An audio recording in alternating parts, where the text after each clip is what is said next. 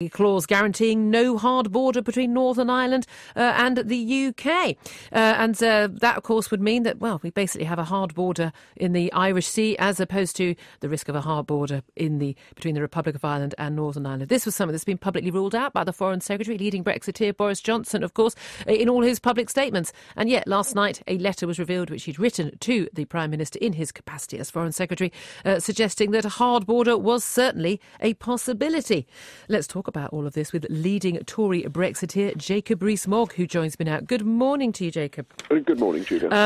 Boris Johnson once again in the news. He's been grabbed by reporters while he's been out for a jog in the snow this morning in London. And he's saying, basically, look, all this talk about a hard border, fundamentally, I'm paraphrasing, but he's basically saying this is all being trumped up as an excuse to stop us leaving the EU, stop us leaving the single market and the customs union. And it's basically being used as a weapon against us by the EU. Do you think he's right?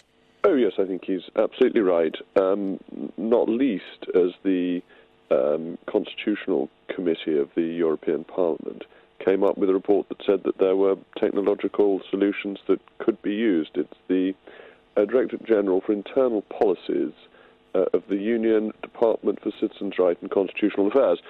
And if people within inside the EU think that it is possible to come up with technological solutions, it looks pretty obvious that the Commission saying there must be a border between Northern Ireland and the rest of the United Kingdom is just troublemaking. It's a really silly suggestion. It's completely objectionable to split up the country simply for the pleasure of Monsieur Barnier. You're saying this is troublemaking by the European Commission, by the European Union heads. A lot of people might say, though, they're playing with fire. Good Friday Agreement brokered after many years of troubles, many thousands of people who died in those troubles. Playing with fire with the risk of perhaps the men with guns and balaclavas returning to that border, just to make a point to us and to wag their finger at us for voting for Brexit by 52% in our referendum a couple of years ago. What are your thoughts on that? I'd be very careful about saying that, because I think that the issues around the Good Friday Agreement and the question of our leaving the European Union are very separate. And I think there's an effort on both sides, actually, to try and say, oh, if we have any form of border, that affects the Good Friday Agreement. Almost none of it does.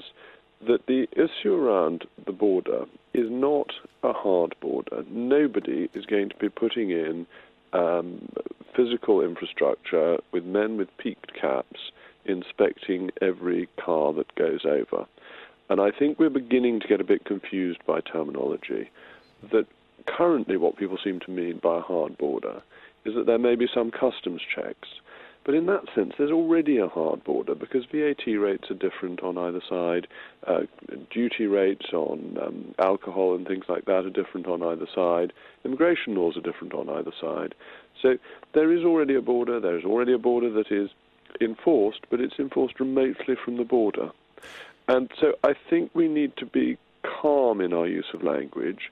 We need to recognize that the EU is using this as a negotiating tactic, that there is no need to put infrastructure on the border, but that, as Boris Johnson's leaked letter shows, once we've left, things will be slightly different. And that's not a problem, and that doesn't affect the Good Friday Agreement. Well, you say the EU is using this as a negotiating tactic. Well, they're encouraging and happily going along with this. Leo Varadkar, the Irish Taoiseach, the Republic of Ireland's Prime Minister, he's happily using this as a negotiating tactic. Would you advise him to perhaps, I suppose, pick a side and perhaps not pick the EU on this? Because it does seem that the Irish Republic of Ireland are being expected to choose between the UK and the EU for their future. Well, if the Republic of Ireland wishes to face the UK imposing the common external tariff on goods coming from the Republic of Ireland, the Irish economy would face ruin, particularly the agricultural sector. So Mr Varadkar is doing things that he thinks are in his short-term electoral advantage, but would be enormously damaging to the Irish agricultural sector. Bear in mind there's a 70% tariff on beef. We import over £800 million worth of beef a year from the Republic of Ireland. If that faced a 70% tariff, we wouldn't import any. And that would have a devastating consequence on the Irish economy. And does the Irish Prime Minister want to give a beating to his own people? There are lots of other developments in this current week. Again, not only this EU publication today, we're expecting it in a matter of hours. Liam Fox, the International Trade Secretary, gave a speech yesterday and rather hit back at his former civil servant at his department who suggested that leaving the EU was like giving up a 3-course meal for the promise of a packet of crisps in the future. He gave that very short shrift. But we know we've got the Prime Minister's big speech billed for Friday, in which she's going to set out what she's telling the Cabinet on Thursday about what the War Cabinet, the Brexit War Cabinet, has agreed last week. Do we have any inkling of how different any policy is going to be and what the Cabinet has agreed? Have you, you're a leading Brexiteer, you know a lot of the leading Brexiteers in the Cabinet, have you got any inkling of how things are going to change, or is it going to be same old from Theresa May, still trying to fudge things around the middle and keep everybody happy? Well, the Brexiteers in the Cabinet have been very discreet, and they haven't given me any private briefings, so I know what I read in the newspapers. Things become clear inevitably as the negotiations proceed, and it's clear that we will be out of the single market, out of the customs union, out of the jurisdiction of the Court of Justice, and that we won't be paying large amounts of money over to the EU once we've left. So that's the end state. Things are less clear on where we will be in the transition or implementation period. It seems to me it's very important that we bring freedom of movement rights to an end when we leave, so that people who come after the date of our departure are treated differently from people who come before our date of departure. The terms have changed. I think we must not allow the European Court of Justice to have direct effect of its rulings after we've left, because we will no longer have a judge on that court. Including in the transition period. Including in the transition period. That it can rule in the way the European Court of Human Rights rules, that then has to be implemented by Parliament, which we would normally implement. I'd be happy with that.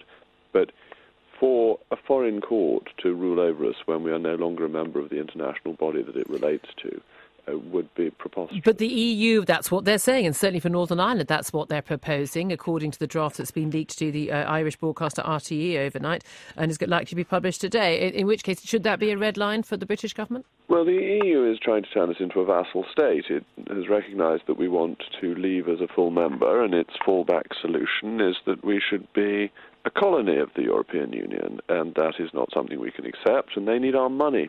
It's always worth remembering this, that in the final 21 months of the multi-annual financial framework, the EU needs the money we pay in. Otherwise, well, the organisation is insolvent. It has no legal authority to borrow, and it would be faced with either asking the Germans for more money or telling the Poles they could have less, both of which are politically very unappetizing for it. So we have a very strong negotiating position which we should use to say, if you want the European Court of Justice to rule, you get no money. Thank you very much.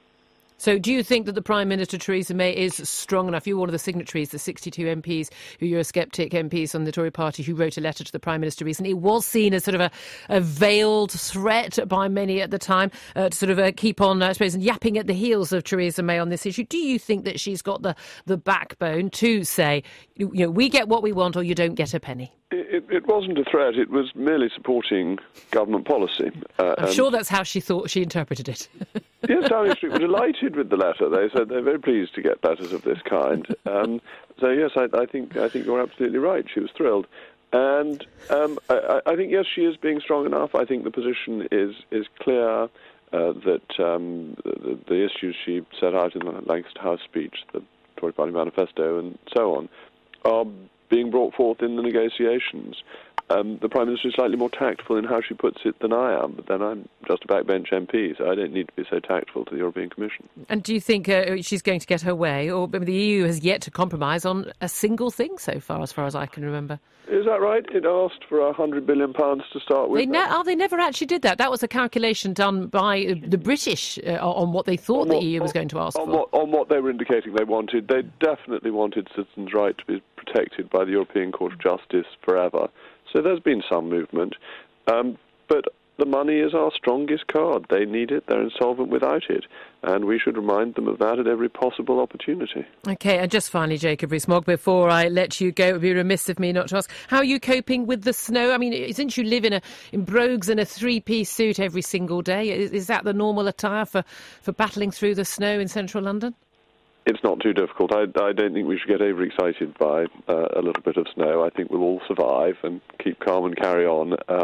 It's fascinating how a little bit of inclement weather brings the country to a halt, and I think we can just carry on as normal. And Jeremy Corbyn was pictured yesterday outside his Westminster office on his balcony throwing snowballs. Are you going to partake in a snowball fight at Westminster today?